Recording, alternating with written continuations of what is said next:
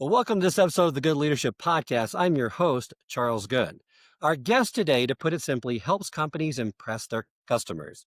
He is Jon Picoult, the founder of Watermark Consulting and author of the Amazon bestseller From Impressed to Obsessed: 12 Principles for Turning Customers and Employees into Lifelong Fans. Jon's expertise is in customer experience and customer-centric leadership. He has been featured by dozens of media outlets, including the Wall Street Journal, New York Times, NBC, and Forbes, to name but a few. He has also personally advised the C-suite of some of the world's foremost brands, helping companies capitalize on the power of loyalty, both in the marketplace and in the workplace. Welcome to the Good Leadership Podcast, where we explore the stories, strategies, and insights of thought leaders who inspire us to think differently and lead better. Through candid conversations and expert perspectives, we dive into the challenges, breakthroughs, and practical lessons that shape exceptional leadership. Welcome to the program, Jon. Thank you, Charles. Happy to be here. I always like to start each episode with the question of our listeners learning more about your background. So tell us about yourself. How did you get your start in the business world, and what made you launch a customer experience consultancy? So my first entree into business was actually back in college. I got the bright idea that I wanted to be a DJ on the college radio station. And so I walked into the station and they were like, yeah, sure, you could be a DJ. But if you want anything other than the graveyard shift, you need to sell ads. Because this was a station, it was actually a commercial radio station run by students. It didn't receive any funding from the university. So I started going door to door selling radio ads for this station in order to get a better show time. And that was my first taste of business. And that's where I sort of got the business bug. And even though I didn't know it at the time, that's where I was introduced to customer experience as well, because what I learned was how every touch point matters, and even the smallest details. So for example, I remember our price sheet for our radio ads. You know, it used to be this dense, really hard to understand typed sheet of pricing and types of ads. And so I just sort of reformatted it and, made it a little prettier and more visually appealing. And bam, like suddenly got more interest and had more conversions of prospects to customers. And so that's when I began to see that even the smallest details in an interaction can actually have a very material influence on how people perceive a brand and their willingness to engage with it. And so I turned out to be really good selling radio ads, and actually was named sales director of the radio station the following year. And that was kind of, my first business job. And I went to business school right out of undergrad. And then my first job out of business school was with a company that nobody had heard of back then, and that was AIG, which now people know those, those three letters. But, I had the privilege of being in a rotational management training program at AIG, and it gave me the chance to sort of get exposure to different functional areas. And indeed, as I went through my career, I had a chance to work at various points in service, in operations, in sales, marketing, distribution, even IT. And what I came to realize is that that was sort of a unique background because I was seeing the customer experience from all of those different angles. And where many companies go awry is they don't realize that each of those functional silos is kind of working at cross purposes from one another, because they're kind of focused on their metrics and their goals, and they lose sight of the overall customer experience. So I began to realize that was kind of a unique perspective. I had always thought about launching my own consultancy, and in 2009 took the leap and did that, and chose customer experience just because it was something that I was always passionate about. And I thought that I had that unique perspective of having walked in the shoes of all of those different functional leaders. I love that backstory, and it's such a valuable experience. You're right to have that so early in your career and to see it from so many different vantage points, which not many people get to do, and realize the importance of sales. It all comes down to that. So let's start by talking about that provocative opening line of the book, which says, if you're aspiring to satisfy your customers, then you're aspiring to mediocrity. That seems to contradict a fundamental business tenet that we're all familiar with. To put it bluntly, I would say customer satisfaction is a one-way ticket to the business graveyard. And the reason that I say that is because study after study has shown that satisfied customers defect all the time. They just leave. So if you're trying to derive competitive advantage from the customer experience you deliver, I'd argue it's not enough to merely satisfy your customers. You need to impress them. And I actually use that word very deliberately because I think ultimately success in business is about the impressions that you're leaving on people's minds. Customer experience at its heart, to me, is an exercise in memory making. Because if you think about it, people's repurchase and referral behavior is not going to be based on the experience they had with your company. It's going to be based on what they remember about that experience.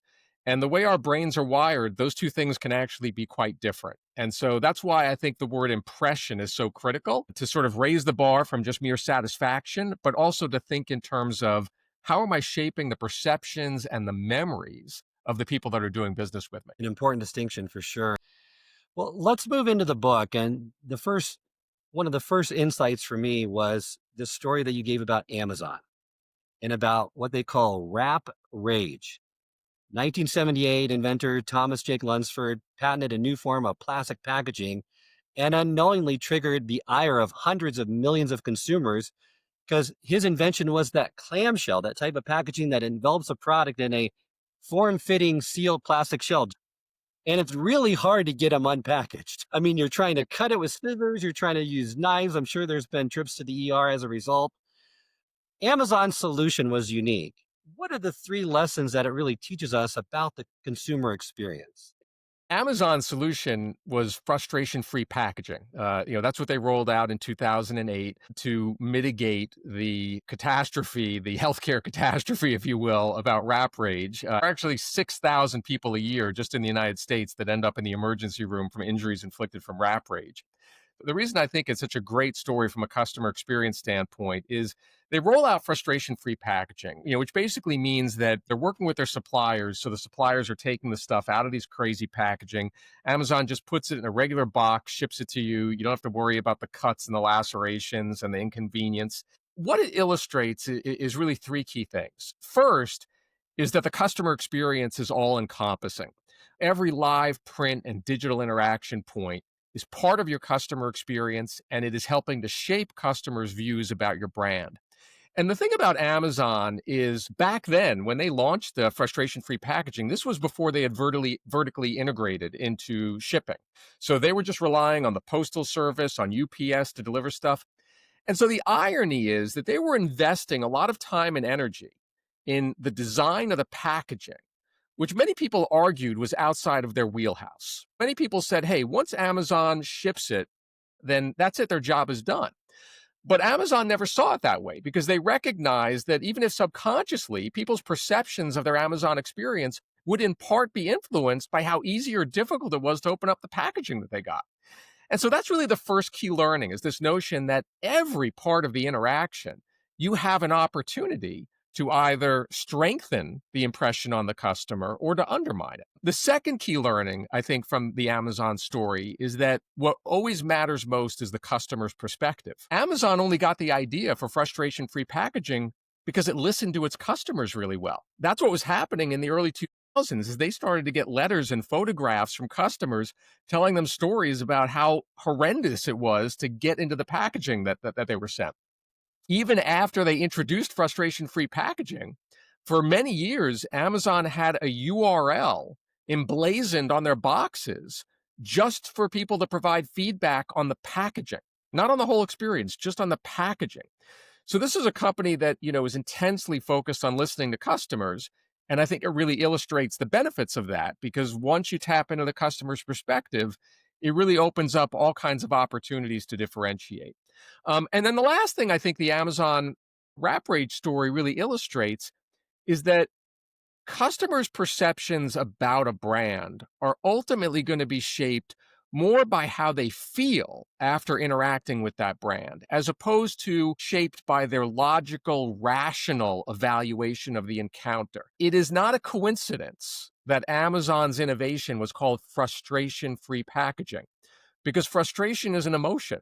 And Amazon recognized that it is emotions that really drive people's behaviors and their repurchase and their referral likelihood. And so frustration-free packaging was really about mitigating negative emotion. That is one of the things that makes encounters memorable is when they have a high emotional valence to them, whether that's positive or negative. And so that's the third thing I think the Amazon story, the Wrap Rate story illustrates is you've always got to be focusing on how this feels to your customer. It doesn't matter if you pick up the phone and answer it in 10 seconds with even a courteous professional person. At the end of that call, if I'm left feeling like I was a burden on that company representative, if I'm left feeling like I'm not valued, it doesn't matter how quickly you pick up the phone. I'm still going to walk away with a negative impression because the emotion that it elicits is a negative one. Well, and Amazon has long prided itself in being customer obsessed company, a philosophy that is illustrated in part through this story. And really what's important to remember here is that with every customer interaction, you have the opportunity to shape the customer experience for better or for worse. And perhaps the best way to get all employees to appreciate that is the one simple fundamental truth that no matter what your title is, whatever position you hold, there are two fundamental roles in any organization. And perhaps you can unpack those because I think those are critical to know. Many people feel like there's lots of different roles in the organization. I have different titles, different seniority, but really it comes down to these two critical roles if you're customer obsessed. Yeah, to cut to the chase, the two roles are you're either serving the customer or you're serving someone else who does. Period, full stop, end of story. And I love that framing of it because I think it helps just give absolute clarity to anyone in the organization that, as you said, no matter where you sit, no matter what title you possess, you're involved in the customer experience. You might not be customer facing, but you are most definitely customer impacting. And I think the way that leaders should encourage their teams to think about it is it's sort of like there's this value chain, and even though you might not be the last link in the chain, the link that's actually facing off with the customer or the sales prospect, the point is, every link in that chain needs to be super strong in order for the person at the end of the chain to have any hope of delivering an impressive customer experience. So, no matter where you sit in the organization, you have a customer. It might be a colleague that's just a few steps away or on the next Zoom or Teams meeting, but you need to deliver a great experience to them if they're going to have any hope of delivering a great experience to their customer. That's a very important thing for any leader to impress upon their teams because it can be so easy for people in an organization to lose sight of the fact that the job that I do, I might be in human resources, I might be in finance, I might be in IT. I never talk to a customer live or over the phone or anything. It can be very hard for people to see the forest through the trees there and realize how what I'm doing on a day to day basis can actually influence the end customer experience. But it obviously does.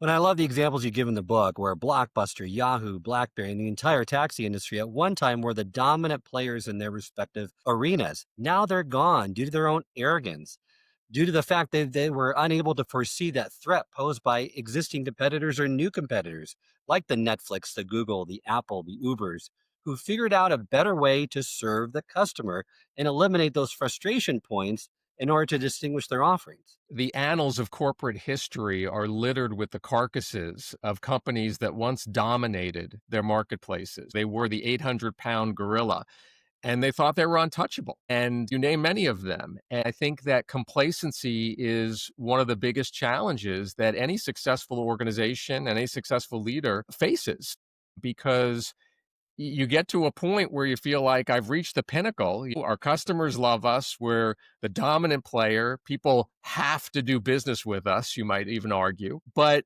there's always a scrappy upstart there that is taking that complacency and turning it to its advantage and figuring out what's a better way to serve the customer. What's a more innovative way, something that reduces friction or elevates positive emotion, whatever it is. And as a result, a lot of those companies that you rattled off, they're either dead or shells of their former selves because they got complacent. Let's move into these 12 principles because these really are the principles if you want to elevate the customer experience within your organization, within your team, you name it. And the first one is create peaks and avoid valleys. We want to spread the pleasure and we want to compress the pain. Talk to us about what that means and how we can do that better as a leader. So this gets back to the memory science that I was referring to earlier about how we remember our encounters, be it personal, business, professional. And the way that we remember things is we remember the peaks in the experience, we remember the valleys in the experience, and we remember the last thing that happens to us. And this first principle that you're referring to is that peaks and create peaks and avoid valleys. It's really getting to that notion of how do you create more and higher peaks?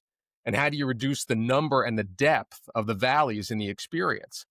And so this has important implications for how people go about thinking about how to design their organization's customer experience, because really what it illustrates is you don't have to be perfect at every touch point. You could actually be just sort of average. You could just be mediocre through many parts of the experience, hopefully parts of the experience that aren't critical to your customer. But you can have that. And as long as you are creating a set of high peaks and avoiding some deep valleys, the memories that you're going to shape are going to be positive. Even though there might be a vast part of the experience that just is average, it's about those peaks and valleys. Those are the snapshots that people take away with them from the encounter. There actually are psychology oriented approaches that you can use to do this. One is this idea of taking something that you already know your customers love in the experience and figuring out, how do we take that single peak and maybe turn it into two, or maybe turn it into three peaks? And this is the idea, you said, spreading the pleasure. And it's the notion of, how do you sort of bifurcate good stuff in the experience so you're almost dripping it on people? And the way they perceive it then is that there really are multiple peaks that they're experiencing. And that helps elevate their overall brand impression. Again, just the way our memories are wired. And then conversely, if you want to spread the pleasure, what do you want to do to the valleys, to the bad stuff? You want to compress it. And so if there is bad stuff in the experience, and let's face it, even the legendary brands, there are points of frustration and annoyance in their customer experience. But what the smart ones do is they make sure they are aggregating those moments of pain as much as possible. So they're in essence creating one big, hairy, audacious valley. And granted, it's probably going to shape some memories. But the point is, because it's only one valley, it actually limits the degree to which it anchors people's brand impressions, particularly if you've got a lot of peaks that are offsetting it. So that's what the peaks and valleys are all about, is really thinking about your customer experience, not in terms of just every frame of the encounter, but really thinking in terms of, what are those things people are going to remember, either on the positive side or the negative side, and how do we manipulate those to really sculpt people's memories more favorably. And another thing you mentioned in the chapter, which I love, and you're right, you get a lot into psychology here, is that tent pole effect, the idea of a single tall peak, like the center of a pole of a tent, because that raises the perceptions of the entire experience through the halo effect. Because once you identify something positive about some person, then you tend to overgeneralize that they just must be a good person overall, even if the other parts remain unchanged.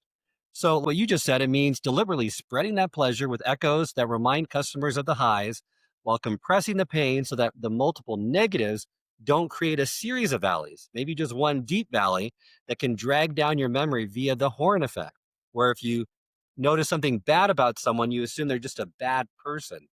So, by creating at least one of these outstanding moments and minimizing the low points, the overall recollection skews more positive because people remember the peaks and endings more than those average moments, which really gets into principle number two. And you mentioned that before: finish strong, because the last part of the experience is the best remembered part of it. So this keys off of what's known as the recency bias in psychology, which basically says that the last thing that happens to us in any interaction exerts a disproportionate influence over our perception and memories of that encounter. So everybody talks about first impressions, and yes, first impressions are important, but final impressions are actually even more meaningful, just from a psychology standpoint, the way our brains are wired. So, this is why a lawyer's closing argument to a jury is so important. This is why a fireworks display ends with an awe-inspiring finale. It's why they tack a funny blooper reel onto the end of a mediocre comedy, why a decadent dessert is served at the end of a meal. These are all examples of people and organizations that are really trying to manipulate people's memories by making sure the last thing that they see has the wow factor. And I cannot I cannot emphasize enough to your audience how powerful that recency bias effect is. You could have a perfect customer experience kind of early on in early encounters.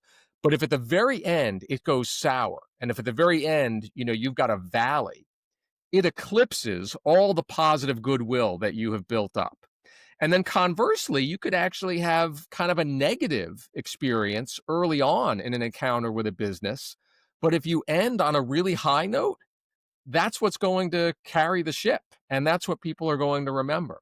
So, yeah, finishing strong, critically important because can completely make or break the impression that your customer is left with.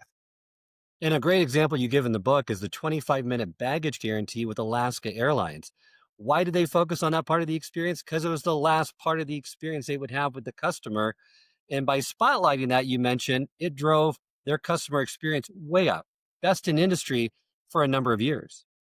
The airline industry amazes me because so many players don't get this principle. If you think about your travel experience, the last part of it is picking up your bags off the carousel. And the point is that you could have the best onboard flight entertainment system out there. Your flight attendants could be doting on you and be super courteous and great. But if I get down to the baggage carousel and I have to wait 30 or 40 minutes for my bags to roll out, game over. That's what I'm going to remember about the experience. And as you said, Alaska Airlines is the only airline that I know of that has really focused on that final interaction point. And they did it by rolling out their what was initially called the 25-minute baggage guarantee, and they eventually made it a 20-minute baggage guarantee because they got even better. The way it works was they said, hey, listen, when the plane connects to the jet bridge, that's when the clock starts ticking. And within 25 minutes, if your bags aren't rolling off the carousel, then we'll give you your choice of either a $25 credit to future travel or 2,500 frequent flyer miles deposited in your account. And as you mentioned, not coincidentally, the year after they rolled out the 25-minute baggage guarantee, they went on an unparalleled 12-year streak of being named J.D. Power's #1 North American airline for customer satisfaction. And was it just because of the baggage guarantee? No, they were doing a lot of things right. But I would submit to you that because they orchestrated that final touch point so carefully to create that peak at the end, that when JD Power called Alaska Airlines flyers to say, what'd you think of your Alaska Airlines experience? That's kind of what many of them, I suspect, mentioned because that was seared into their head because it was the thing that came last. And that's what I think in part helped propel their ratings to be #1 for 12 years in a row. That's a great story. Love that. Well, let's move to principle three, make it effortless, which everyone tries to do. Make it simple, make it so that it consumes less energy. Talk to me about this principle and then the connection between iTunes and the iPod. What I'm referring to there is the time and energy that people need to invest in order to accomplish something with your business. And as you know, and all your listeners know, because we're all consumers, it is pretty rare that you come across a business that is consistently effortless to work with. Like not just easy, but absolutely effortless. And it turns out that because the bar is so low and people don't encounter that very often, when you do see that in your interactions with a company, it kind of snaps your head around and you pay attention. And paying attention is the key to forming memories. And so that's why if you truly create a consistently effortless experience, it has the potential to create one of those peaks that people remember.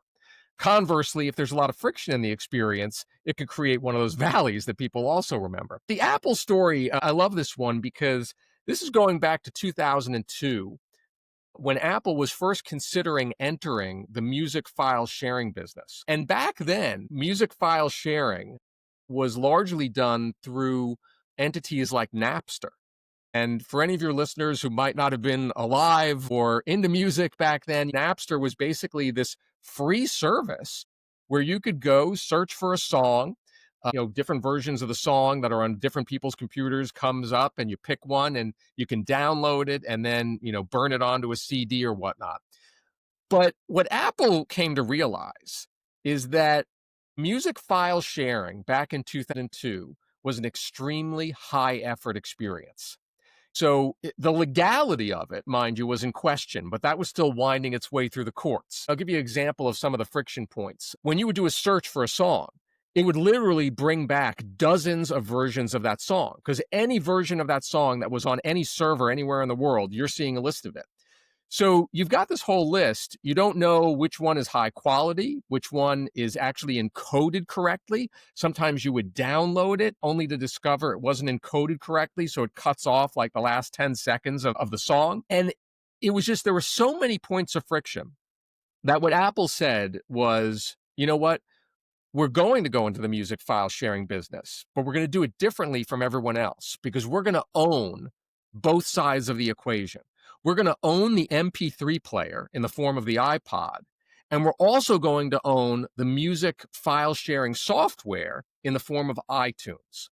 And because they owned both the software and the hardware, they were able to integrate them seamlessly. And it was absolutely effortless for people to search for songs, to download them, to know they were getting a high quality version. The bottom line on this story, and this just underscores the power of an effortless experience, is Apple won the music file sharing wars. And yet they won even though there were free alternatives available to consumers back at that time. At the beginning, you had to pay 99 cents a song to download a song off of iTunes. I could have gotten the same song for free from Napster and a bunch of other services. Yet they found that consumers in mass chose to spend nearly $1 a song in order to buy it off of iTunes. And why?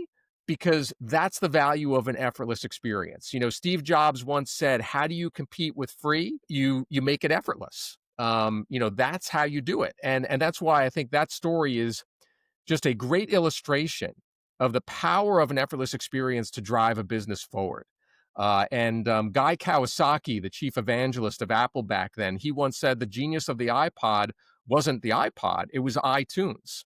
And indeed, that was the case because the way those two things came together and made an effortless experience, that was the key to them dominating that entire business. You're right. I had a guy on the program a few years ago, and he said the same thing, that the sales soared only after the store launched, proving adoption accelerates when there's an end-to-end journey that becomes really frictionless. Think about Apple today, right? I mean, they've applied that same formula to everything they do. They like to own both the hardware and the software, and it shows in the elegance of the design and the experience that their products offer. Amazon did the same thing with a one-click experience and the broader operations to treat customers' time and attention as sacred and try to relentlessly strip away anything that would be required of their time to minimize those friction points, which was just brilliant by Amazon. But reducing effort often means simplifying choices, which leads us to principle number 4, keep it simple. And that leads to the paradox of choice and how to design around it. This is somewhat counterintuitive. Many people feel more choices are better than fewer choices. But talk to me about the paradox of choice and what a famous jam experiment demonstrated about it. So the paradox of choice essentially says that more choices is not necessarily better. More choices is just more, and it actually could be worse in terms of engaging your customer. And so the famous study that you're referring to was conducted by a woman by the name of Sheena Iyengar. And at the time, she was a Stanford University grad student. The local grocery store that she went to near Stanford, it was one of these stores that just like it had limitless options. You want to buy ketchup, and there's an entire wall of ketchup. And she decided to set up this experiment because she was wondering what would be the effect of the span of choice on people's likelihood to buy something. So she worked with the grocery store and got permission to set up a booth right outside of the store where she was selling jam, flavors of jam. And on some days, she would put out 6 flavors of jam. On other days, she would put out 24 flavors of jam. And so what she found was that when there were 24 flavors of jam out, more people stopped by her booth just because it was almost awe-inspiring because you saw all of this jam out there, but they didn't buy anything. When she had 6 jars of jam out, people stopped by and the conversion rate was significantly higher. So more people browse when there are 24 jars of jam, but more people, specifically 6 times as many people, buy when there were just 6 choices. And so people point to that as sort of the gold standard psychology research example of the paradox of choice, because when we encounter a great degree of decision complexity, and this is a kind of effort. It's mental exertion, not physical exertion. But when the gears in our head start to seize up, the way that our brain works, we just kind of become paralyzed. We sort of run for the hills and we're like, this is too hard to think about. I'm just going to walk away. And if you're in business, that's the last reaction that you want to elicit when you're trying to engage a new sales prospect or an existing customer. This is one of the ways to keep it simple, is to narrow the scope of choices that people have. And then in addition, I'm not saying you don't give people any choice, but for the choice that remains, you want to provide them a helpful guide that assists them in navigating those alternatives. So, if you look on websites that have sort of a help me choose function, whether you're searching for whether it's a smartphone or anything else, there might be a function. Smart websites will do this where it's a help me choose, and you can indicate, what am I looking for? What am I going to use this device for? Is there a particular price range that I'm focused on? And the idea is, even though there might be 6 or 7 choices that company is making available, they're mitigating the complexity of that decision process even further by giving you this guide, this Sherpa, if you will, to navigate you through those alternatives. And that's a way to keep the experience simple. And we as human beings, we just have this basic thirst for simplicity. So limit options, start with easier binary decisions, and chunk information into digestible steps so comprehension builds and hopefully anxiety falls, which in the end increases conversion and post choice satisfaction as well. Now that we've reduced the mental load, the cognitive effort, let's talk now more about the heart. And you mentioned this before, emotions. That's principle 5. You got to stir the emotions. That's what's driving all consumer behavior. It's great to put the rational, the data in there, but if they're not feeling it and if they don't feel a certain emotion, it's likely not going to happen. So, why is this significant? Let's talk about Amazon again. That Amazon, not Apple, not Disney, not Nike, held the top ranking for emotional appeal for 7 straight years. And how does the Amazon's customer experience both amplify positive emotions and reduce negative ones? As you said, for 7 straight years, a streak that was only broken when Harris Interactive stopped doing the reputation index, Amazon came in number 1. And that I find is surprising to people, because when I'm doing workshops and giving speeches and I actually ask the audience, who do you think it was 7 years in a row? And the likely suspects are, Disney and Apple and Nike, sometimes Budweiser. But, it was none of them, and it was Amazon. And the thing that I think is amazing about that is you're talking about a company that's in the business of selling other people's products, a company that has virtually no retail storefront presence, yet somehow they achieve the number 1 ranking in emotional appeal for 7 years in a row. And so how do they do it? And, the example that I give folks is, think about what happens after you click that one-click purchase button on Amazon. You immediately get a confirmation email. And that confirmation email says, congratulations, here's what you bought. Here's when we estimate it's going to ship from our warehouse and land at your front door. And oh, by the way, if you want to track it at any point in its journey, just click on this one link. It's effortless, and you're all set. And when people get that confirm from Amazon, particularly if they've used Amazon before and they know Amazon's reliable, what do they feel? They feel peace of mind. And that's a positive emotion. But there's something else that people generally feel when they get that email, even if subconsciously. And it's something along the lines of this: gee, I'm so glad I didn't need to fight the crowds at the mall to go and pick up this product. Or I'm so happy I didn't need to, circle this busy city street near where I live so I could find a parking spot to run into a store to buy this thing. Instead, Amazon's just going to deliver it right to my door. And so what you find is that Amazon doesn't just accentuate positive emotion, in this case around peace of mind, but it also mitigates negative emotion, in this case around hassle and inconvenience. And that, I would argue, is why in totality they stir such compelling and memorable emotion in their customers. And that is really the key to this principle. Many people hear about stirring emotion and they say, well, John, I'm an insurance agent. It's not like I'm Disney. People don't come to me on vacation. How can I stir positive emotion if I'm a medical practitioner, an insurance agent, a wealth management advisor, whatever?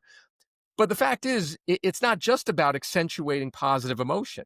it's equally about mitigating negative emotion. And if you are in the insurance business or in wealth management or in healthcare, let me tell you, there's a lot of negative emotion that your customer comes saddled with when they sit down in front of you. And if you can engineer the experience in a way so it takes a lot of those negative emotions off the table, you will in totality be stirring the kind of favorable, compelling emotion in their minds that's going to make them remember that experience positively and want to come back to you in the future. So that's the key learning there is accentuate positive emotion, mitigate negative. It's a strategy that any company in any industry can use. I hope this episode has provided you with valuable insights. If it has, I ask you to share it with someone who would also benefit from it. If you've been enjoying and gaining knowledge from this podcast, then subscribe to our YouTube channel where you can find all the previous episodes of the podcast and additional learning resources. You can also subscribe to the podcast on Apple or Spotify and leave up to a 5-star review.